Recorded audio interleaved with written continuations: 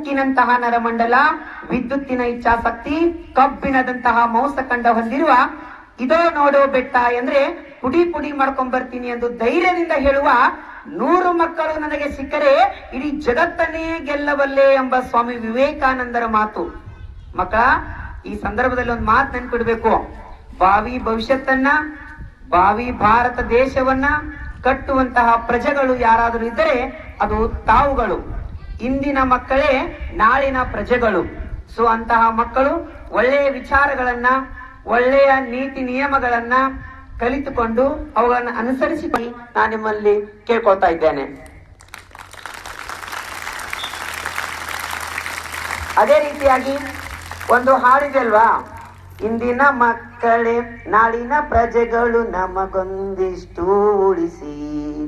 So ಅನೇಕ ರೀತಿಯಲ್ಲಿ ನಾವು ಮಾಲಿನ್ಯಗಳನ್ನ ನೋಡ್ತಾ ಇರ್ಬೇಕಾದ್ರೆ ಜಲ ಮಾಲಿನ್ಯ, ವಾಯು ಮಾಲಿನ್ಯ, ಮಣ್ಣು ಮಾಲಿನ್ಯ, ಹೀಗೆ ಬೇರೆ ಬೇರೆ ಮಾಲಿನ್ಯಗಳನ್ನು ನಾವು ಮಾಡ್ಕೊತ ಹೋದಾಗ ವಾತಾವರಣವನ್ನ ಕೊಡಕ್ ಆಗ್ತಾ ಇರಲ್ಲ.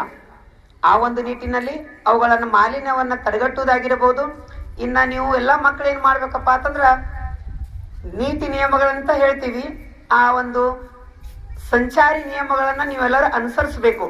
ಇನ್ನ ಆರೋಗ್ಯವನ್ನ ಕಾಯ್ಕೊಳ್ಳುವ ನಿಟ್ಟಿನಲ್ಲಿ ತಾವು ಶ್ರಮಿಸಬೇಕು. ಕಾರಣ ಯಾಕೆ ನಾವು ಆರೋಗ್ಯವನ್ನ